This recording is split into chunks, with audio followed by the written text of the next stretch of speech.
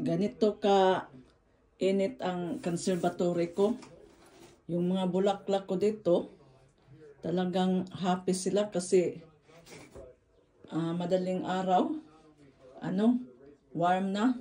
Kasi itong conservatory, nakaharap talaga ito sa, araw. Yun, gusto nila dito. Sa umaga, magtanggap na sila ng sunlight. At saka yung mga, seedling, nandito pa. Marami pa akong itanim. Yun ang mga bulaklak ko dito sa conservatory.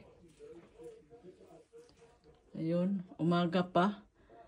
May araw na sila. At saka yung mga gusto nila dito. Yun.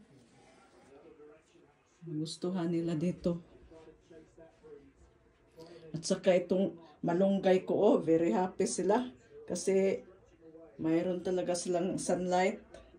Itanim ko ito lahat ngayong September pag spring. Yun happy sila. At saka healthy naman, tingnan.